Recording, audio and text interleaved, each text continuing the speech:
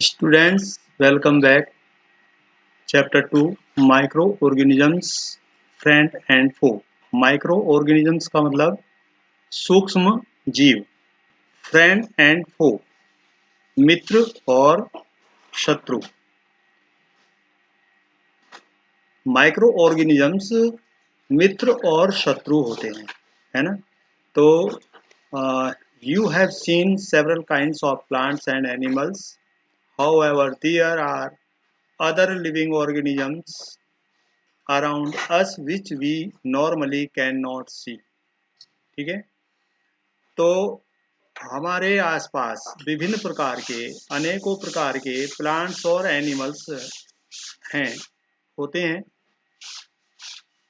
जबकि उनमें से कुछ ऑर्गेनिजम्स ऐसे होते हैं नॉर्मली हम उनको देख नहीं सकते हैं. ठीक है. तो जो ऑर्गेनिजम्स ऐसे होते हैं जिनको हम अपनी आंखों से देख नहीं सकते हैं, केवल माइक्रोस्कोप से देख सकते हैं, तो ऐसे ऑर्गेनिजम्स को माइक्रो ऑर्गेनिजम्स और माइक्रोब्स कहते हैं. ठीक है. These are called micro organisms और माइक्रोब्स. ठीक है. For example, you might have observe that during the rainy season most bread gets spoiled and its surface gets covered with grayish white patches. जैसे आपने देखा होगा, जो रेनी सीजन होता है तो रेनी सीजन में जो ब्रेड पर एक फफूंदी लग जाती है. ठीक है. ब्रेड पर जो फफूंदी लगती है, मतलब पूरी ब्रेड को वो धीरे धीरे ढक लेती है, और उसकी जो कहना चाहिए उसका सरफेस जो होता है वो ग्रेइश वाइट पैचेस से ढक जाता है. ठीक है. तो observe these patches through a magnifying glass.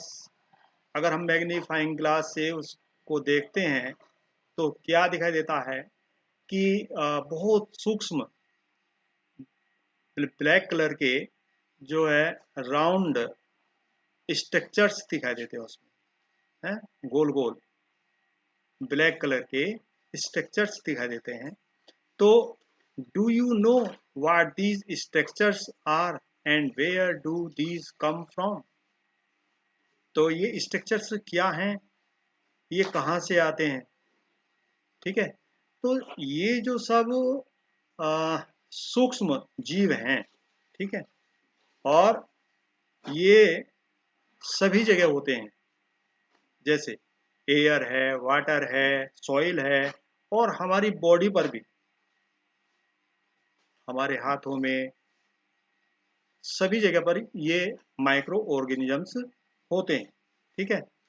इसके लिए यहाँ पर हम कुछ एक्टिविटी भी कर सकते हैं कि मोस्ट सॉइल लेते हैं, जो नमी वाली भूमि है, मिट्टी है, उसको लेते हैं बीकर में, और उसमें पानी को लेकर के उसको घोल लेते हैं, और उसमें से जो है सॉइल पार्टिकल्स जब नीचे बैठ जाते हैं तो क्या देखते हैं, observe a drop of water. ठीक है. जो वाटर है उसकी ड्रॉप हम स्लाइड पर लेते हैं और उसको माइक्रोस्कोप से देखते हैं. तो माइक्रोस्कोप से देखते हैं तो उसमें बहुत सारे छोटे छोटे ऑर्गेनिजम्स दिखाई देते हैं. ठीक है. तो कहने का मतलब ये है कि ये माइक्रो ऑर्गेनिजम्स सभी जगह पर पाए जाते हैं. ठीक है. तो these observations show that water and soil are full of tiny organisms,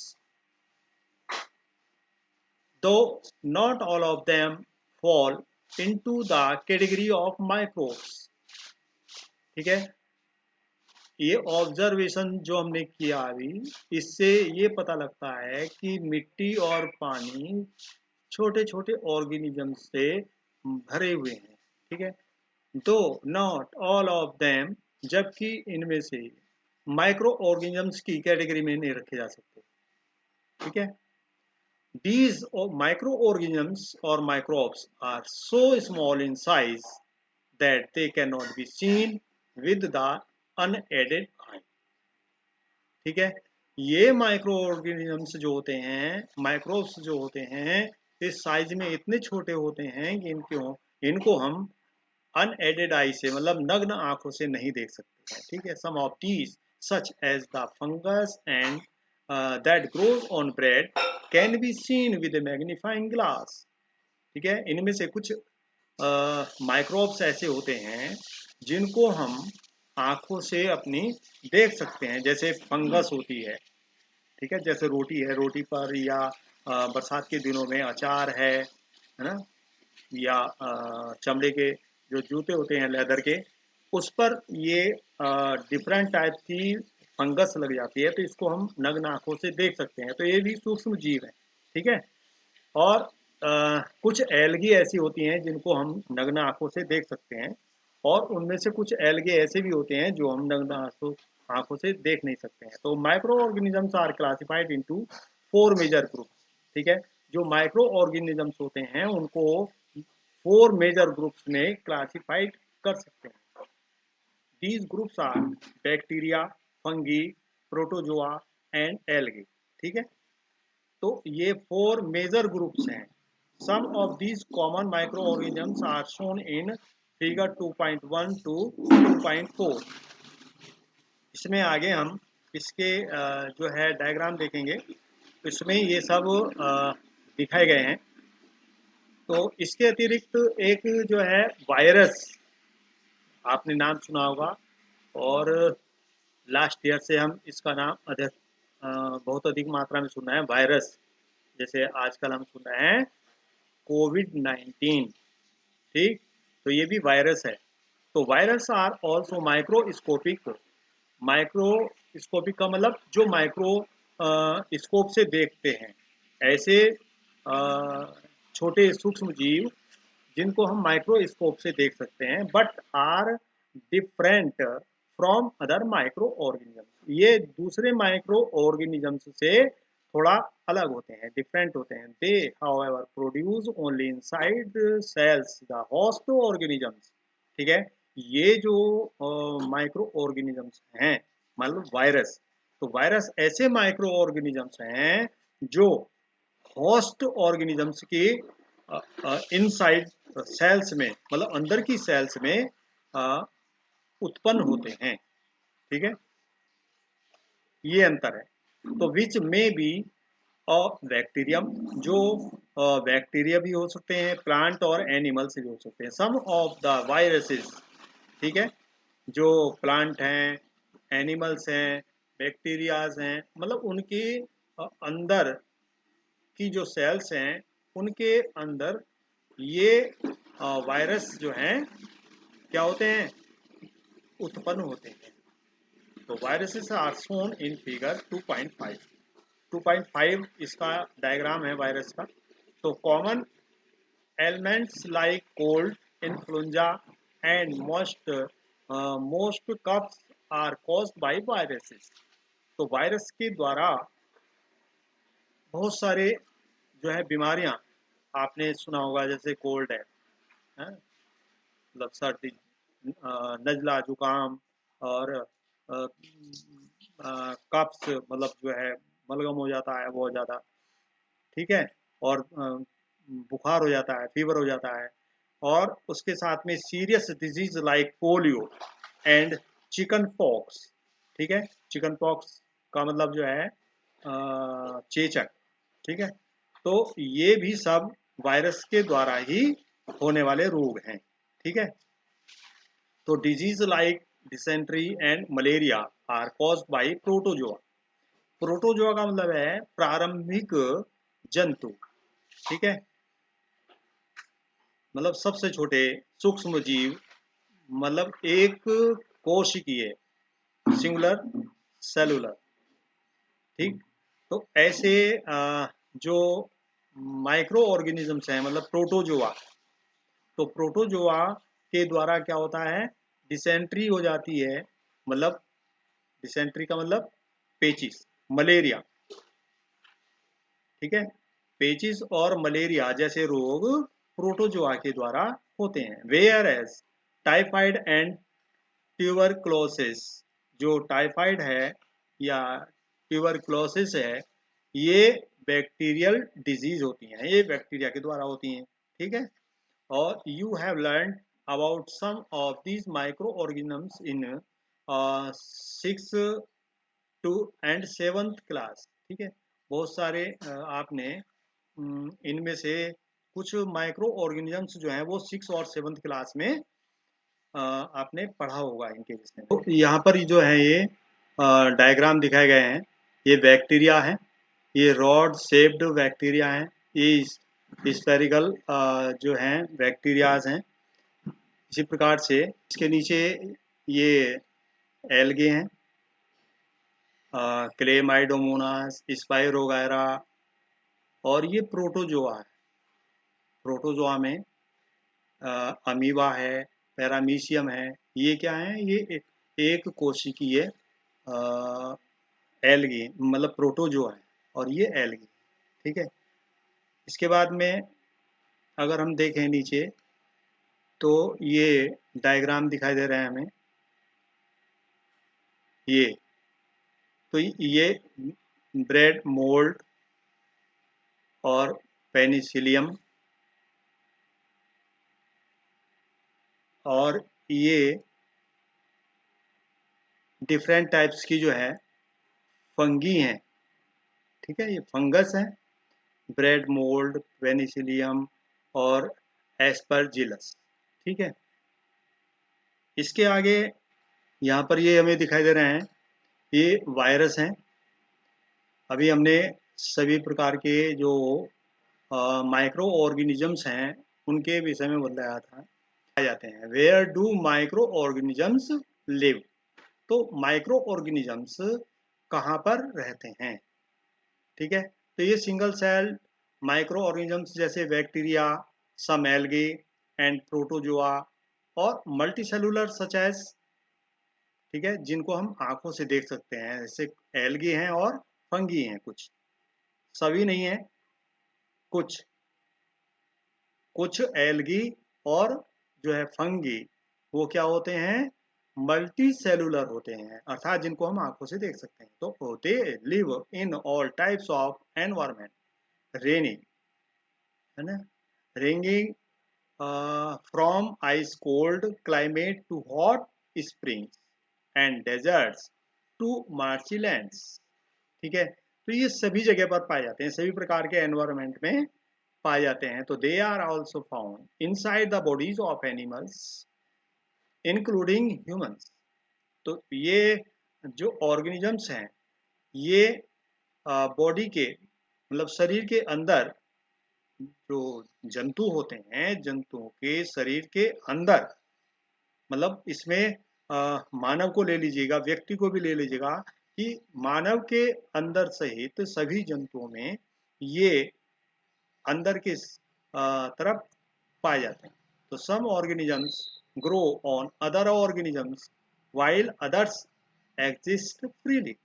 कुछ ऑर्गेनिजम्स जो हैं वो फ्रीली घूमते हैं स्वतंत्र रूप से, और कुछ दूसरे एनिमल्स के ऊपर, ठीक है, दूसरों के ऊपर उगते हैं।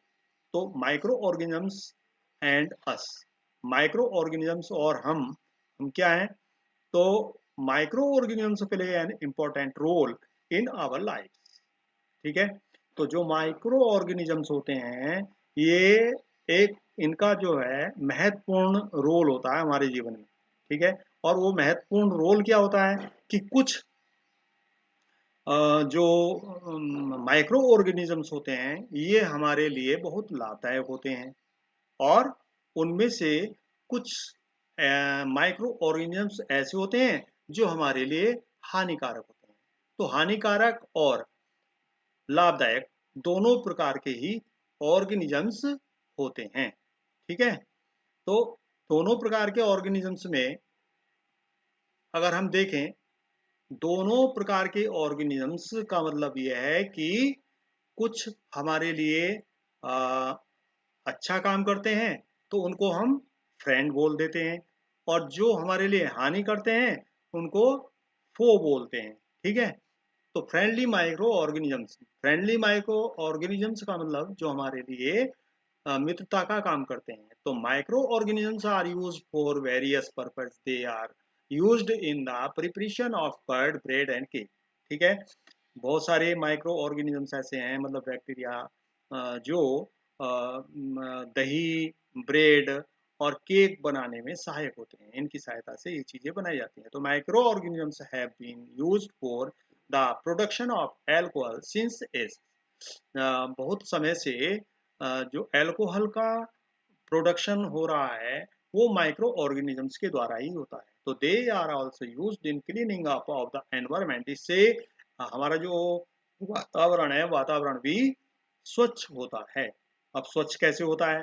जैसे आपने वेजिटेबल्स के पील्स हैं, ठीक है, ऑर्गेनिक वेस्ट जो होते हैं, और रिमेन्स ऑफ एनिमल्स और फिशेस, मतलब मल मूत्र है, एनिमल्स, जो मरा हुआ एनिमल है या उनके पार्ट्स हैं, या वेजिटेबल्स के छिलके हैं, तो अगर आप उनको कहीं पर डाल दोगे तो उनमें से दुर्गंध आती है। तो वो जल्दी से क्या होता है, जो बैक्टीरिया होते हैं उनको हार्मलेस, ठीक है, ब्रोकन डाउन इनटू हार्मलेस, उसको जो है, जो हमारे लिए हानिकारक नहीं है, ऐसे सब्सटेंस में वो उनको तोड़ देते हैं, और यूजेबल सब्सटेंसेस बाय बैक्टीरिया, जो बैक्टीरिया हैं उनको ऐसे सब्सटेंस में कन्वर्ट कर देते हैं जो हमारे लिए हानिकारक नहीं होते हैं, और वो हमारे यूज में आने वाले पदार्थ बन जाते हैं, ठीक है। तो recall that bacteria are also used in the preparation of medicines in agriculture, they are used to increase soil fertility by fixing nitrogen, ठीक है। कुछ बैक्टीरिया ऐसे होते हैं जो हमारे मेडिसिन्स में काम आते हैं, ठीक है, मेडिसिन्स बनाई जाती हैं जिनसे, और वो एग्रीकल्चर में किस प्रकार से काम आते हैं कि वो सॉइल फर्टिलिटी को बढ़ाने का काम करते हैं, ठीक। तो मेकिंग ऑफ कर्ड, अब जो हमने अभी आपको बताया कि ये सब जैसे फ्रेंडली माइक्रो ऑर्गेनिजम्स क्यों हैं, तो बैक्टीरिया के द्वारा जैसे कर्ड है, ब्रेड है, ये बनाई जाती है। तो और मिल्क, मतलब दही कैसे बनाई जाती है? Milk is turn into curd by bacteria, ठीक है, बैक्टीरिया के द्वारा मिल्क को कर्ड में कन्वर्ट किया जाता है, ठीक है। तो वो बैक्टीरिया कौन सा है जिसके द्वारा मिल्क को दही में कन्वर्ट किया जाता है? तो उसका नाम है लैक्टोबैसिलस, ठीक है। Curd contains several microorganisms. Of these, the bacterium lactobacillus promotes the formation of curd. ठीक है, it multiplies in milk and converts it into curd. तो bacteria are also involve in the making of cheese, ठीक है, इससे चीज को भी convert किया जाता है, मिल्क को उसमें, और पीकल्स है हमारा, अचार जैसे, तो अदर फूड आइटम्स, इन को बनाने में भी बैक्टीरिया का, मतलब माइक्रो ऑर्गेनिजम्स का यूज होता है। तो एन इम्पोर्टेंट इंग्रेडिएंट ऑफ रवा, मतलब सूजी, इडलीज और भटूरा, ये सब जो है क्या है, इज कर्ड। तो can you guess why bacteria and yeast are also helpful for fermentation of rice, idlis and dosa batter, ठीक है। तो बैक्टीरिया और ईस्ट के द्वारा बहुत सारी चीजें जो है फर्मेंटेशन के द्वारा, इडली और डोसा आपने यूज किया होगा, तो ये सारी चीजें बनाई जाती हैं, ठीक है। अब जो ईस्ट होता है, तो ईस्ट का काम क्या है? जैसे आपने मैदा है, मैदा को ये गूंद करके रख दिया है, ठीक है, इस टब में, और इसमें क्या किया, sugar and mix with water, ठीक है, शुगर पानी में घोल करके, और उसमें थोड़ा सा ईस्ट पाउडर मिला देते हैं, और उसकी सहायता से ये जो मैदा है या आटा है, इसका डब बना देते हैं, ठीक है। अब क्या करते हैं, इसको कुछ समय के लिए रख देते हैं। ये रख दिया, तो रखने के बाद हमें ये इतना अब इस टब में और इस टब में क्या अंतर देख रहे हैं आप? ये नीचे यहाँ तक भरा हुआ है, ठीक है, जब ये गूंथ करके रखा है, लेकिन इसको कुछ समय रखने के बाद में ये इतना फूल जाता है, ठीक है, ये किसके कारण से? ईस्ट के कारण से, ठीक है। तो ईस्ट प्रोड्यूसेस रैपिडली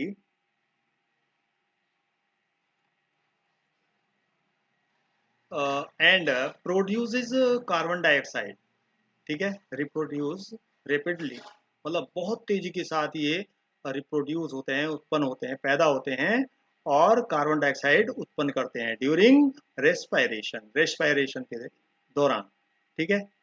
तो बबल्स ऑफ द गैस फिल्स, जो गैस के बबल्स हैं वो इसमें भर जाते हैं और इसके कारण से ये डफ इंक्रीज इट्स वॉल्यूम, ठीक है, इसका जो वॉल्यूम है, आयतन है, वो बढ़ जाता है, ठीक है। This is the basis of the use of east in the baking industry for making breads, pastries and cakes, ठीक है। इसी प्रकार से ये चीजें ईस्ट के प्रयोग से बनाई जाती हैं, ठीक है, इंडस्ट्री में। तो commercial use of micro organisms, मतलब व्यावसायिक प्रयोग, जो लाभ है इसका, मतलब माइक्रो ऑर्गेनिजम्स का व्यावसायिक प्रयोग। तो micro organisms are used for the large scale production of alcohol, अभी बताया था हमने पहले। तो जैसे एल्कोहल है, वाइन है, एसिटिक एसिड है, तो इन सब का यूज बनाने के लिए माइक्रो ऑर्गेनिजम्स का यूज किया जाता है, ठीक है। तो east is use for commercial production of alcohol and wine, जो एल्कोहल या वाइन बनाई जाती है उसके लिए ईस्ट का यूज किया जाता है, ठीक है। तो for this purpose east is grown on natural sugars, जो नेचुरल सुगर्स है उस पर ये ईस्ट को उगाया जाता है, ठीक है। नेचुरल सुगर्स क्या होते हैं? अब नेचुरल सुगर्स के विषय में अगर हम जाने, तो जैसे आपने देखा होगा, व्हीट है या राइस है या बार्ले है, ठीक है, तो इनके अंदर जो है शुगर होती है, इस शुगर को हम क्या बोलते हैं? नेचुरल शुगर बोलते हैं, ठीक है। और जो दबे हुए फल होते हैं उसके अंदर भी, तो ये सब ईस्ट के द्वारा इन चीज़ों का हम उत्पादन करते हैं। किस किस का?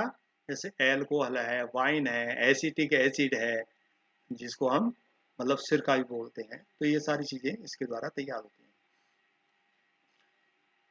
अब जैसे ये एक्टिविटी है 2.4, एक 500 मिलीलीटर वाला बीकर, उसको 3/4 मतलब पौन भाग उसका जो है हम पानी से भर लेते हैं और इसके अंदर 2 और 3 चम्मच जो है शुगर की ऐड कर लेते हैं, डालते हैं और फिर क्या करते हैं? इसको डालने के बाद में आधी चम्मच ईस्ट पाउडर मिला लेते हैं, ठीक है, इस शुगर सॉल्यूशन में। तो kept it covered in a warm place 4 to 5 hours, 4 से 5 घंटे इसको गर्म स्थान पर रख लेते हैं। अब इसमें हम क्या देखते हैं? इस सॉल्यूशन के अंदर से हमें स्मेल आने लगती है। तो this is the smell of alcohol as sugar has been converted into alcohol by yeast. जो ईस्ट है, ईस्ट के द्वारा ये शुगर सॉल्यूशन एल्कोहल में कन्वर्ट हो जाता है। तो इस प्रोसेस को हम क्या बोलते हैं? फर्मेंटेशन बोलते हैं। तो लुई पॉस्चर एक वैज्ञानिक हुए, उन्होंने फर्मेंटेशन की जो है 1857 में ये खोज की थी, ठीक है। लुईस पॉस्चर ने 1857 में ये फर्मेंटेशन जो होता है इसकी खोज की थी, ठीक है। तो medicinal use of micro organisms, जो माइक्रो ऑर्गेनिजम्स होते हैं उनका मेडिसिनल यूज क्या है, ठीक है, मेडिसिन बनाने में।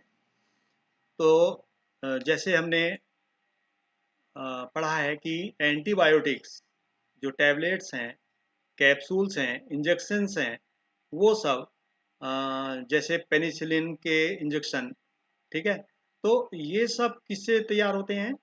ये एक प्रकार की जो कहना चाहिए पेनिसिलियम होता है, उससे तैयार किया जाता है। तो the source of these medicine is micro organisms. ठीक है, मेडिसिन किल और स्टॉप। ये मेडिसिन कैसी होती हैं? जो एंटीबायोटिक्स मेडिसिन होती हैं वो किस प्रकार की मेडिसिन होती हैं? ये मेडिसिन ऐसी होती हैं जो माइक्रो ऑर्गेनिजम्स को, ठीक है, जिनके द्वारा बीमारी हो रही है, तो उन माइक्रो ऑर्गेनिजम्स को मारने का काम या स्टॉप करने का काम करते हैं। ठीक है, such as medicine are called antibiotics. इस प्रकार की जो दवाइयां हैं, तो उन दवाइयों को हम बोलते हैं एंटीबायोटिक्स, प्रतिजैविकी। ठीक है, तो these days a number of antibiotics are being produced from bacteria and fungi. जो बैक्टीरिया और फंगी हैं, उनसे बहुत बड़ी मात्रा में एंटीबायोटिक्स तैयार की जा रही है, जैसे स्ट्रेप्टोमाइसिन, टेट्रासाइक्लिन एंड इरेथ्रोमाइसिन। ठीक है, ये कुछ एंटीबायोटिक्स मेडिसिन हैं। ठीक है, जो हमारे एक ये वैज्ञानिक हुए हैं अलेक्जेंडर फ्लेमिंग। तो अलेक्जेंडर फ्लेमिंग ने क्या किया था? अलेक्जेंडर फ्लेमिंग ने पेनिसिलिन ये तैयार किया था 1929। ठीक है, was working on a culture of disease causing bacteria. जो बैक्टीरिया है उससे होने वाले रोगों के विषय में उन्होंने पता किया। Suddenly he found the spores of a little green mould in one of his culture plates. ठीक है, तो he observe that the presence of mould prevented the growth of bacteria. जो बैक्टीरिया की ग्रोथ है उसको रोकने का काम ये करते हैं। तो in fact it also called many of this bacteria from this the mould penicillin was prepared. ठीक है, मोल्ड पेनिसिलिन जो है इन्होंने तैयार की थी, जिससे जो बैक्टीरिया हैं हानिकारक, वो जो है माइक्रो ऑर्गेनिजम्स वो नष्ट हो जाते हैं इन एंटीबायोटिक्स के देने से। Commonly known antibiotics which are made from fungi and bacteria. The antibiotics are manufactured by growing specific microorganisms and are used to cure a variety of diseases. So antibiotics are even mixed with the feed of livestock and poultry to check microbial infection in animals. ठीक है, जो जैसे poultry होता है, मतलब, और live stock होता है, तो उसमें क्या होता है, बहुत सारे बैक्टीरिया हो जाते हैं, तो उनको रोकने के लिए भी, माइक्रोबियल इन्फेक्शन को रोकने के लिए भी एंटीबायोटिक्स का यूज करते हैं। तो they are also use to control में मैनी प्लांट डिजीज। इनका यूज बहुत सारे प्लांट डिजीज को रोकने में भी किया जाता है। ठीक है, तो it is important to remember that antibiotics should be taken only on the advice of a qualified doctor। और कभी-कभी ऐसा भी होता है कि हम लोग बिना डॉक्टर की राय के एंटीबायोटिक्स का यूज कर लेते हैं, जो हमारे लिए हानिकारक हो सकता है। इसलिए कोई ऐसा डॉक्टर जो क्वालिफाइड डॉक्टर होता है, उसकी एडवाइस से ही हमें ये एंटीबायोटिक्स दवाइयाँ खानी चाहिए और उनका यूज़ करना चाहिए। नहीं तो इससे हमें बहुत सारी हानि हो सकती है। ठीक है, इसलिए विशेष ध्यान यही देना है कि जो एंटीबायोटिक्स हैं ये बिना क्वालिफाइड डॉक्टर के एडवाइस के ना लें। तो also antibiotics taken unnecessarily may kill the beneficial bacteria in the body. तो ये हानि कैसे देते हैं?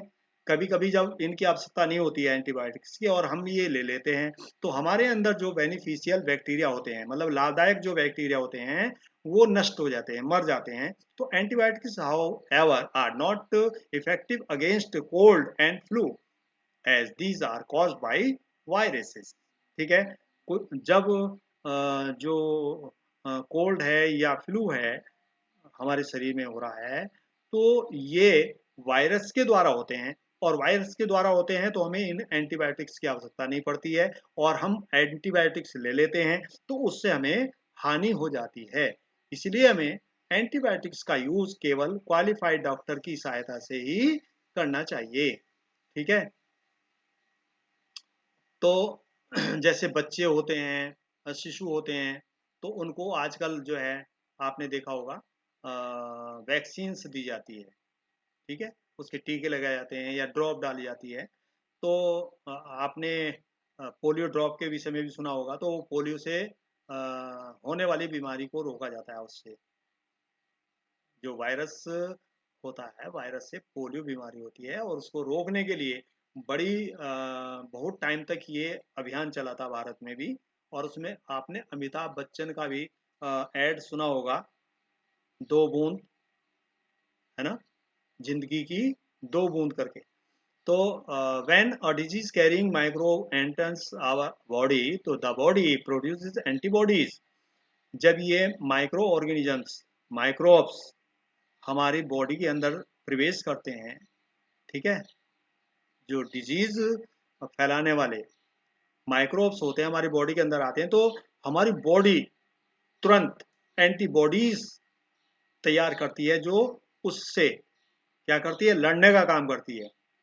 ठीक है, एंटीबॉडीज जो हैं उस माइक्रोब से लड़ने का काम करती हैं, फाइट करती हैं।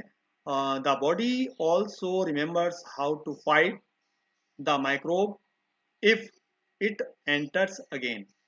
और जब ये कभी माइक्रोब द्वारा से हमारे बॉडी के अंदर आते हैं, तो ये जो एंटीबॉडीज हैं ये उससे क्या करते हैं, फाइट करते हैं। इफ डेड और weakened microbes are introduced into a healthy body, यदि ये माइक्रोब्स,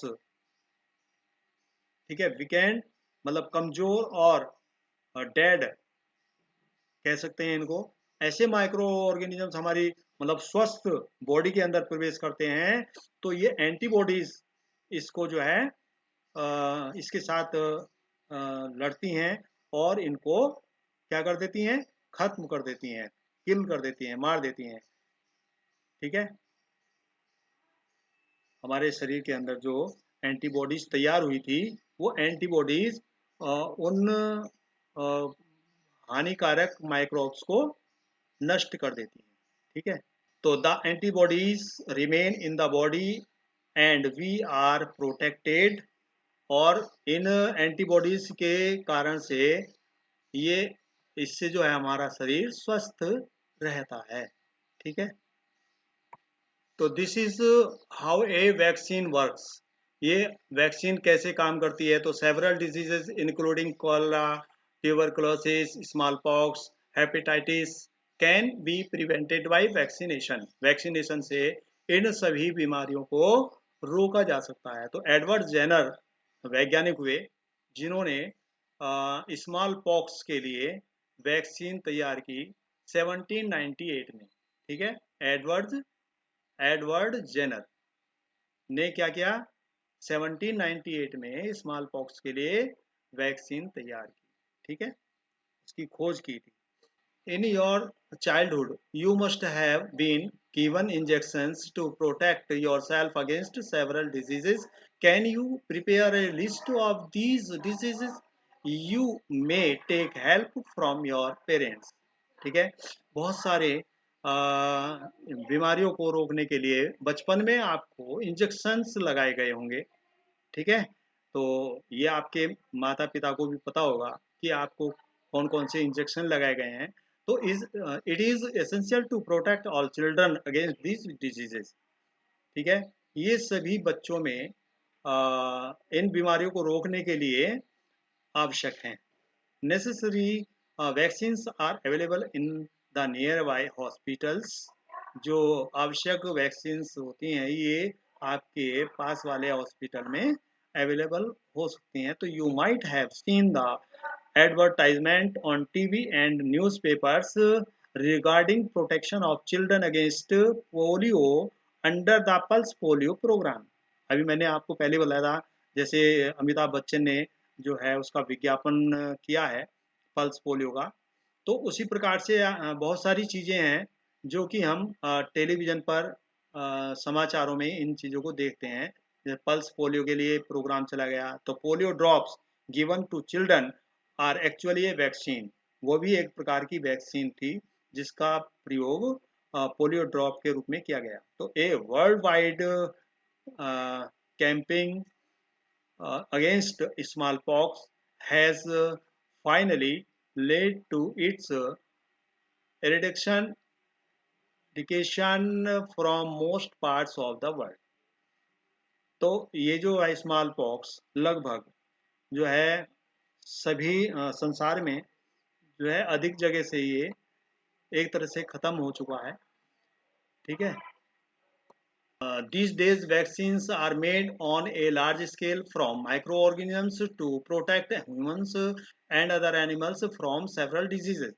बहुत सारे एनिमल और जो है मानव सहित इन सबको बचाने के लिए बड़ी मात्रा में माइक्रो ऑर्गेनिजम्स से वैक्सीन तैयार की जा रही हैं। तो इंक्रीजिंग सॉइल फर्टिलिटी, मतलब क्या क्या लाभ हैं इसके वो बताए जा रहे हैं। सॉइल फर्टिलिटी बढ़ाने के लिए भी माइक्रो ऑर्गेनिजम्स का यूज़ किया जाता है।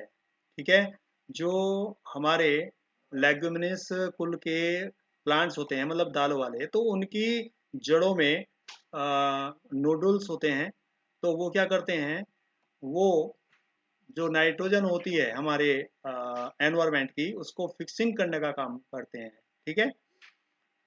तो जो राइजोबियम बैक्टीरिया है वो ये काम करते हैं। ठीक है। द नाइट्रोजन फिक्सिंग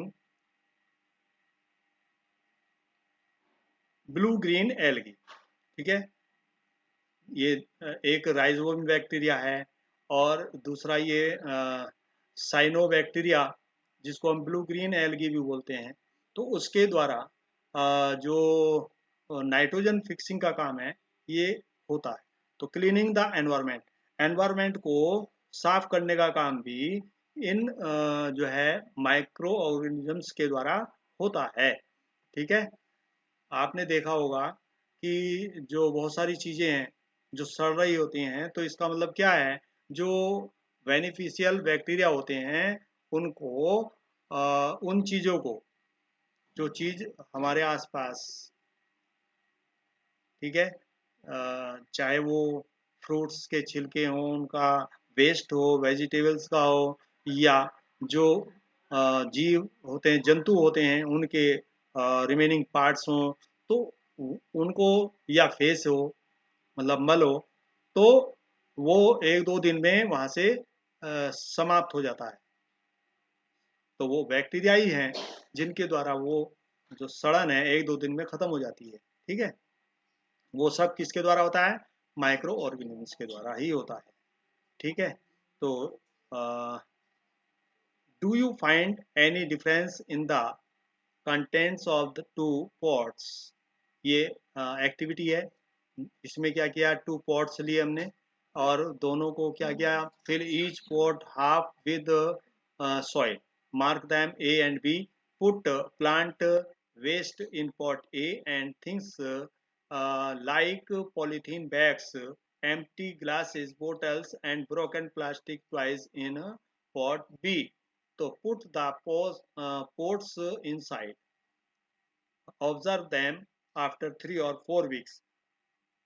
मतलब दो प्रकार के पॉट लेते हैं हम, और इन पॉट में क्या करते हैं, एक पॉट के अंदर हमने जो प्लांट वेस्ट हैं उनको भरा, और दूसरे में जो पॉलीथीन है या प्लास्टिक्स है, ऐसी चीज़ें हमने उसमें डाली, और उसको डाल करके 3 या 4 सप्ताह के बाद देखा, तो do you find any difference in the contents of two pots, दोनों पॉट्स में क्या अंतर देखा हमने। तो if so what is the difference, you will find that plant waste in pot A has been decomposed।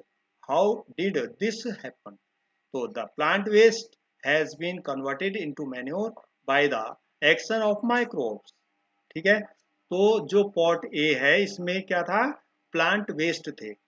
तो प्लांट वेस्ट क्या हो जाते हैं, वो मैन्योर में कन्वर्ट हो जाते हैं, खाद में। किसके द्वारा,